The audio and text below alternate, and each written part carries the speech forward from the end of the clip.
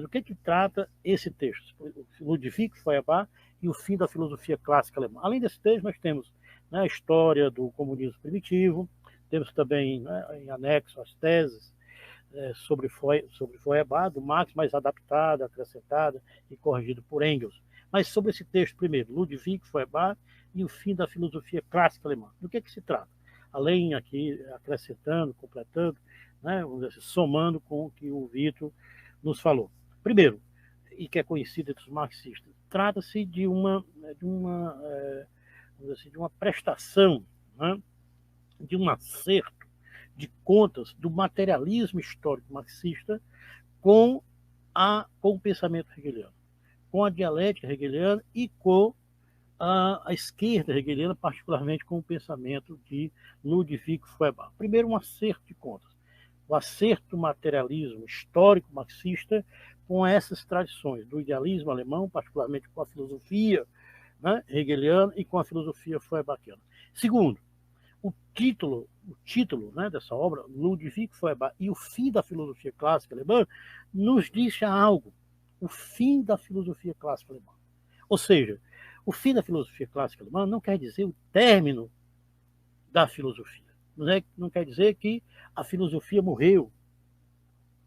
Ela não tem mais importância. Não. O fim da filosofia clássica alemã, o Engels quer dizer o quê? Que essa filosofia que vem desde do espiritualismo, do racionalismo, do idealismo alemão, da filosofia clássica alemã, particularmente da filosofia de Hegel e também da esquerda hegeliana, essa filosofia está saturada. Ou seja, ela não responde mais às questões postas pelo mundo moderno. Ou seja, ela deixou de fora, ou tratou de fora, né, os problemas do mundo moderno.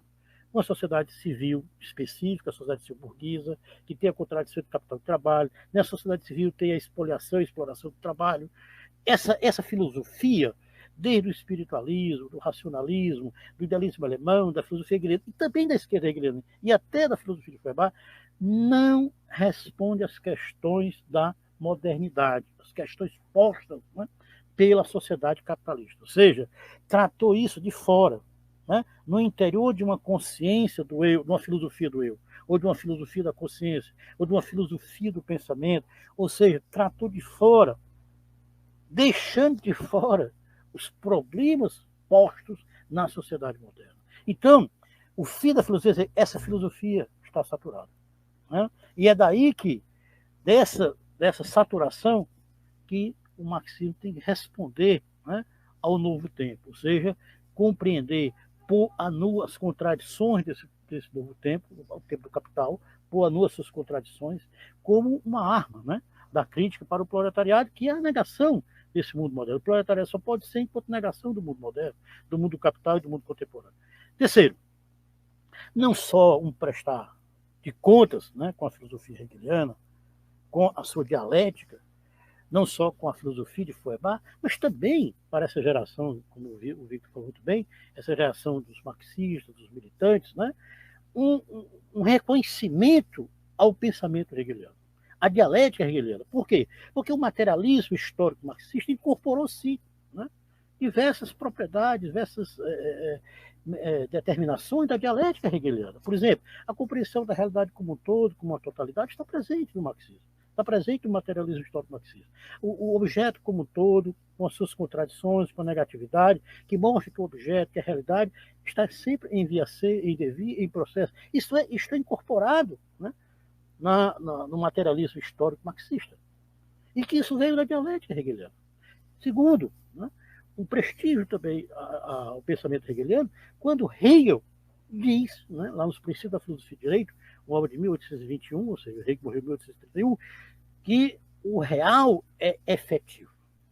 Ou seja, que ele tem, né, uma efetividade dele mesmo, e o real, enquanto efetivo, enquanto wirklich, ele é vernünftig, ou seja, ele é racional. E que o racional é efetivo, real. Isso soou, né, para a esquerda na Europa como uma apologia da filosofia hegeliana ao existente, ao Estado prussiano, ao Estado autoritário, né, ao boicote à liberdade, né, a defesa da irracionalidade.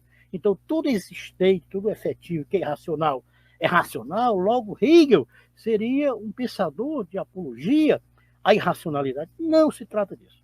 Né? Nós temos que entender que Hegel está aqui desconstruindo, e isso é importante, essa apropriação do Marx e do marxismo, né, e do materialismo histórico marxista, dessa posição do Hegel, que o real é efetivo, e que há uma inteligibilidade no real. O que significa isso? Que o real não é uma criação de Deus. Ele tem uma efetividade própria. Ele não é um produto da criação de Deus. Que o real não é mera imitação de um outro mundo, à la Platão, que o real tem uma efetividade dele mesmo, que o real não é incognoscível, ininteligível, que é só numérico, pensar a Kant, o Kant estava em voga aqui, né?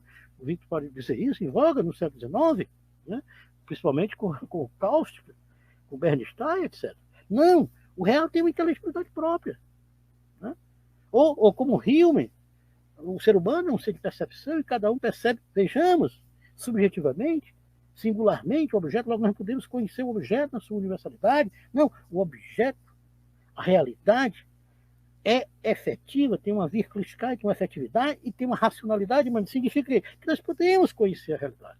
Nós podemos, né, desdobrá-la, nós podemos evidenciá-la, nós podemos pôr a nu a realidade, ou seja, nós podemos denunciá-la, podemos nos apropriar e transformá-la. Isso é importante para o marxismo. Agora, o Engels, né, nessa obra belíssima, inclusive bastante elogiado por Lenin, no que fazer, bastante elogiado por Lukács em História e Conceito de Classe, é uma obra belíssima, é uma obra, uma oportunidade, de uma forma inteligível, clara, né, porque é o próprio estilo do Engels, e aí que o Victor falou muito bem, né, escreveu para o grande público, para a massa, vamos dizer assim, para o trabalho, é uma obra também rebuscada, porque trata uma tradição com temas difíceis, né, mas porque ele escreveu o estilo dele, né, uma forma simples, né?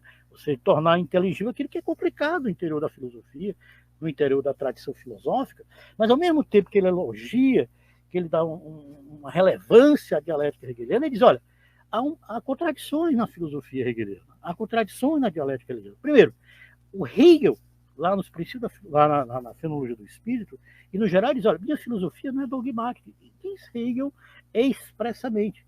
Minha filosofia não é como a filosofia do Kant, refutando Fichte com verdades absolutas.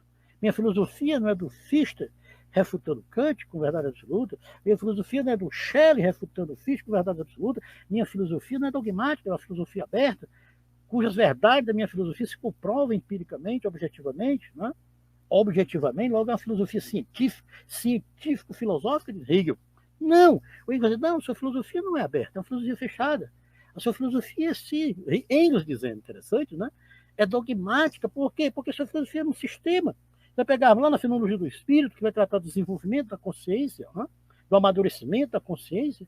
Rei começa o quê? Com a consciência simples. E ela vai chegar o quê? Na consciência filosófica, no saber absoluto. Mas ele chama a consciência primeira, a consciência simples, a consciência sensível, sensitiva, é o fim no começo. Ou é o fim que ainda não se explicitou, e o fim é o começo explicitado, ou seja, tudo já está num sistema, é um desdobramento de verdades absolutas.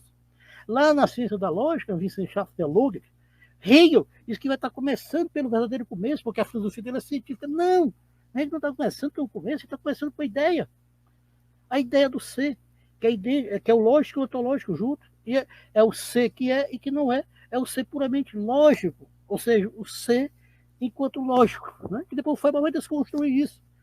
Ou seja, o Hegel começa com a ideia, e essa ideia, né, que é contraditória, é e não é, se desdobra, vai se exteriorizando, se torna natureza, depois a natureza vem para o espírito se objetiva, né, no direito, depois na moralidade, depois na moralidade na eticidade, na família, na sociedade civil, e o Estado, vejamos como universal, né, como a esfera da liberdade universal. Ora, o Engels diz, olha, isso aí é dogmático, né? São verdades absolutas, desdobradas.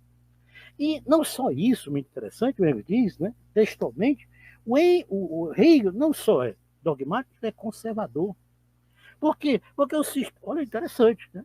Vejamos que para dizer isso contra Hegel requer muita coragem. Não é qualquer mequetrefe que diz uma frase dessa, não. Né? Você tinha que ter formação filosófica, formação teórica, né? Para peitar um Hegel. Então você também fica desmoralizado. Né? Os intelectuais e as tradições teóricas. Né? Não, Hegel não é só um dogmático. Né? Ele é um conservador. Ele não pensa o presente. Ele não pensa a particularidade posta no mundo moderno. Por quê? Porque Hegel só pensa dentro do seu sistema. Né? E aí entra aqui a importância do Feuerbach na desconstrução do pensamento de Hegel. E o Engels vai reconhecer também os méritos, a relevância de Feuerbach para o desenvolvimento do materialismo histórico marxista. Né? Ou seja, porque o Hegel, até hoje, né, muitos marxistas, muitos intelectuais, né, na nossa tradição, muitos intelectuais lúcidos, certo? Comprometidos, têm uma certa aversão a Hegel. Né? Acho que Hegel pertence ao idealismo subjetivo, que Hegel é um idealista, né? Que Hegel é um subjetivista. O Feuerbach também está superado. Vejamos, e o Engels, não, esses autores são importantes, foram importantes para, né, a formação do materialismo histórico marxista. O Feuerbach diz Hegel, o Engels, né? Diz o Engels, o Feuerbach foi importante. Foi ele o primeiro a desconstruir a filosofia hegeliana, né? Pós-morte de Hegel. O Feuerbach vai dizer, olha, a filosofia, vejamos, né? Não era para qualquer um enfrentar o sistema de Hegel. Não era. Né? E o Feuerbach é um dos primeiros a enfrentar, depois o Engels. O Feuerbach diz, olha, a filosofia de Hegel, o que é? É uma espécie de, olha, uma espécie de teologia, o Feuerbach dizendo, né? É uma espécie de teologia racional. Assim como a teologia fez de Deus tudo, e que tudo vem de Deus, tudo se desdobra de Deus, né? Tudo volta para Deus, Deus é absoluto, o Hegel fez da razão, né? Uma espécie de Deus. A razão é tudo, a razão produz tudo, tudo se desdobra da razão, tudo volta para a razão. Ou seja, a filosofia hegeliana é uma espécie de teologia racional. Segundo, vai dizer Feuerbach, Hegel identificou ser e pensar, né, de uma identidade na diferença, mas na diferença do pensar. E ele começa com o ser lógico. O Feuerbach não pode, meu querido, né, em relação a Hegel.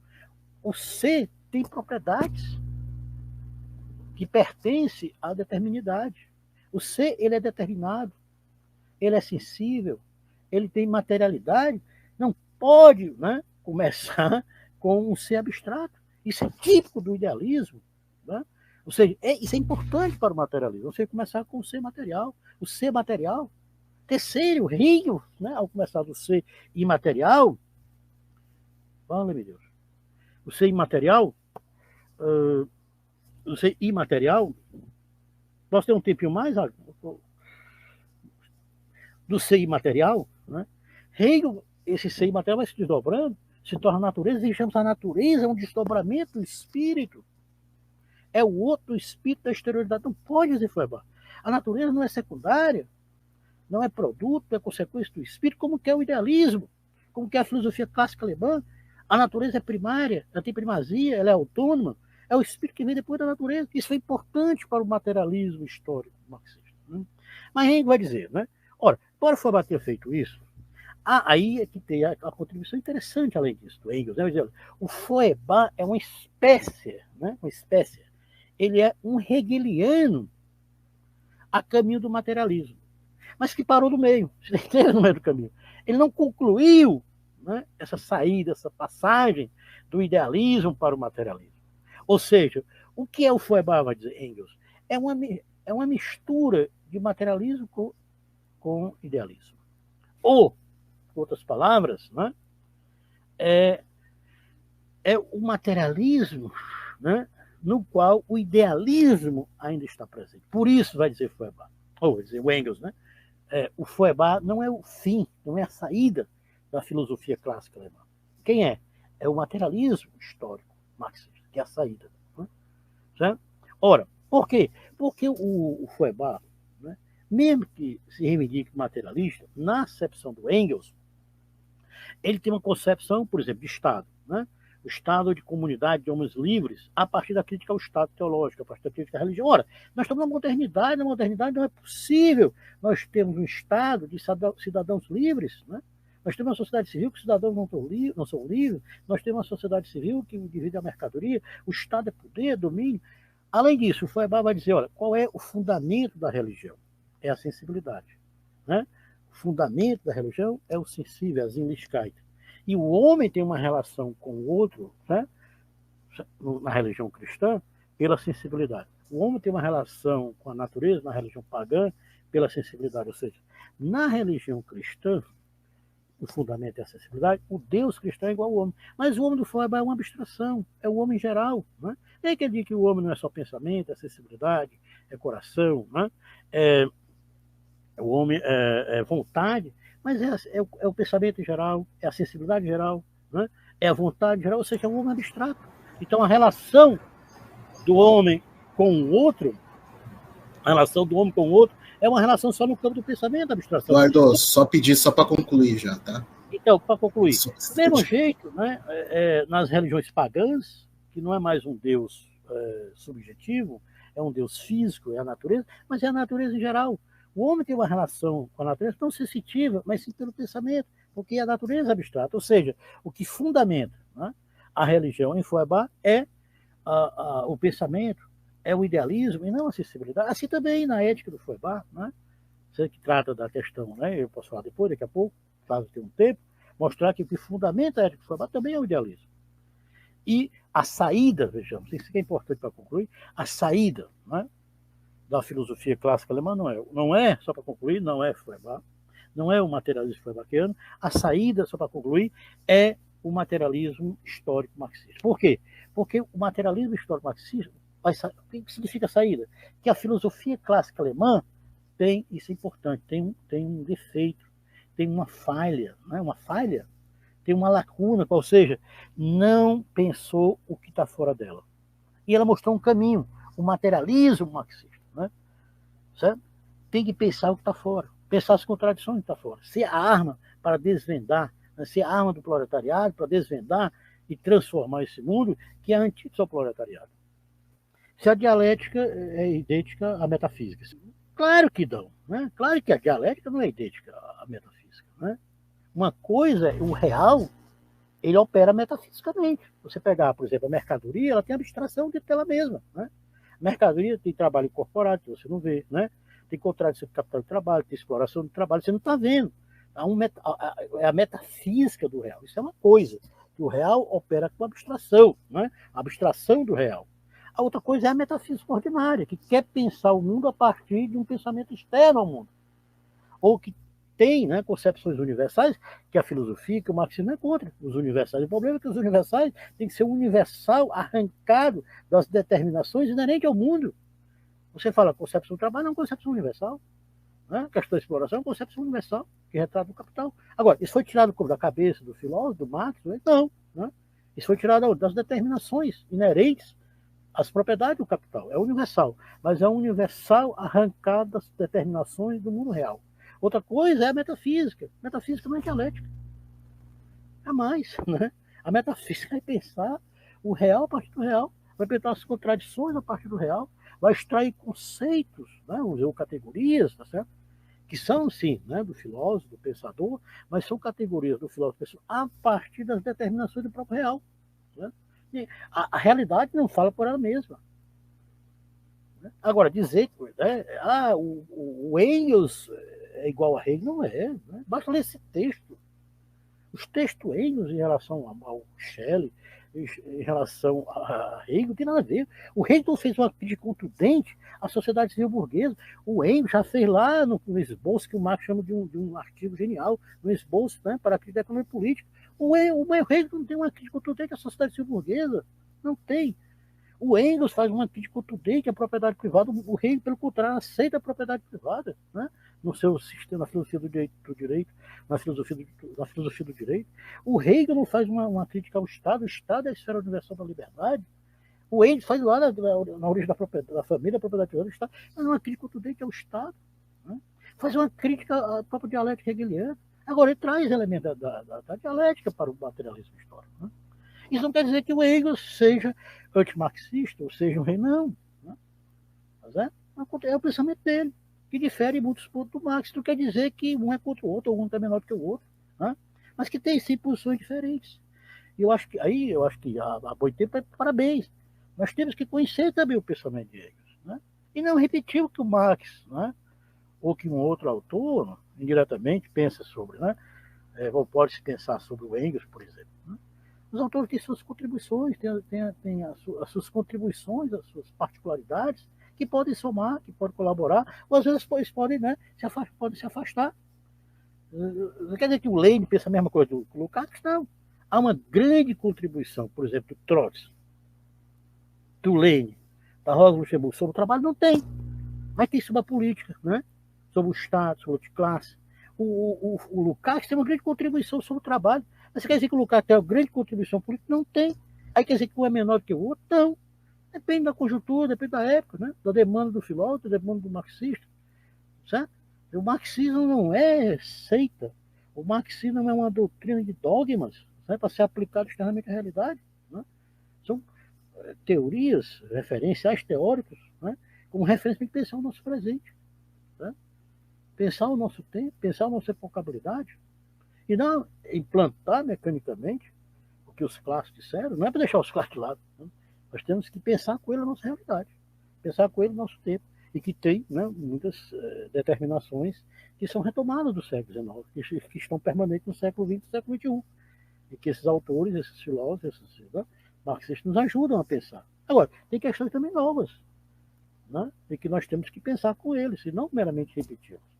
Então, eu sou, né, Agnus e Victor, eu sou daquele marxista, certo? Que admira o Hegel, por que não? Se tem contribuições importantes no Hegel. Admira o Feuerbach, se tem contribuições importantes no Feuerbach. Né? Eu sou daquele que não acho que o melhor marxista é o Lukács, ou o melhor marxista é o Lenin. Não existe o marxista. Professor, o meu marxista. Não, você pode ter uma preferência, sem problema nenhum. Agora, se achar que o seu marxista, né, ou o seu marxista responde tudo, isso soa, né, até a Odisseia passada, um Zeus, né, um Júpiter. Não, Marx também tem contradição, o Engels tem contradição, né? O Lukács tem contradição, nem eles mesmos teve condição de fazer isso.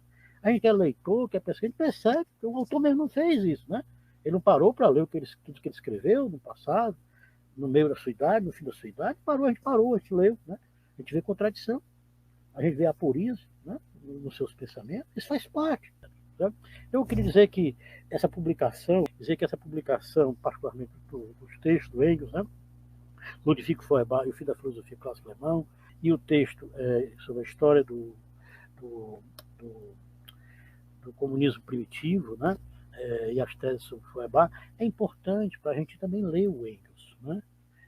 A gente perder essa atitude um pouco envergonhada quando vai citar o Engels. Né? A maioria dos marxistas, né, tem vergonha de citar o Engels. Só cita o Engels quando for com o Marx. E às vezes, onde um trabalho é do Marx, então cita o Engels. Não, o Engels é um marxista, é o fundador do marxismo. Eu não sou engelsiano, não sou, de verdade. Agora, o Engels não dá, o Engels tem um texto belíssimo, né? Inclusive um dos textos que o Marx chama de genial, os bons para a economia política. Chama o Marx para compreender a política, chama o Marx para compreender a produção, esse que foi esquecido pela filosofia clássica alemã, foi esquecido pelos neo-hegelianos. O Engels tem um texto com todos os problemas, né? A origem da propriedade, da família, da propriedade, mas é interessante sobre o Estado. Tem esse texto de introdução, né? O prefácio à luta clássica na França. Tem sobre o socialismo utópico, socialismo científico. Tem esse texto que está sendo publicado agora, Ludwig Feuerbach, o fim da filosofia clássica alemã. Quer dizer, tem textos ali muito interessantes sobre a violência do Engels, né? Textos específicos para nós entendermos a questão da violência, textos específicos para nós entendermos a questão materialisticamente, a questão da linguagem, né? Para fazer uma discussão hoje, o papel da linguagem, do meio de comunicação. Tem uns textos sobre a justiça, né? Tem textos sobre a questão de gênero, enfim. Mas o Engels difere do Marx. Que tem? O Lenin também não difere do Marx, o Lukács também não difere do Marx, o Trotsky também. Isso é marxismo. Se o Trotsky fosse Marx, a gente bastar só o Marx. Professor, ninguém vai ler mais ninguém. Então, Marx basta, não é isso. Então, eu acho que essas publicações da Boitempo, né, são muito importantes para a formação dos marxistas, para a formação do pensamento crítico, para a arma crítica. Né? Ou seja, nós nos apropriarmos de um pensamento rico, de um pensamento crítico, como condição para desvelar o capital, apropriá-lo dele e transformá-lo. Né? e ser a arma do mundo do trabalho. Então, meus parabéns por essa publicação, é um excelente texto, o leitor ganha lendo esse texto do Engels, né? Tratando do Hegel, um autor dificílimo, tratando de questões importantes, né? Do pensamento do Feuerbach, que foi deixado pelo materialismo, essa questão da natureza, essa questão do ser, essa questão hoje com o capital, né? Não se trata só de negar o capital, negar só a exploração, mas também resgatar a natureza. A emancipação não é só a emancipação do homem, mas a emancipação também da natureza. Um projeto revolucionário, né, tem que emancipar também a natureza do jugo do capital. Né? E o Engels tem muita preocupação com a natureza, né? Muita preocupação, vamos dizer assim, com o homem e a natureza, sem romantismo, né? Sem uma visão naturalista, etc. Eu queria convidar todos para ler esse belíssimo texto. Tem um prólogo do nosso querido Vitor, tem uma apresentação minha. Né? O texto em si do Engels também vale a pena né? A aquisição desse material que está sendo publicado de forma muito consciente pela Boitempo, como uma arma da crítica, ou seja, como uma arma do pensamento para pensar de forma crítica no século XXI.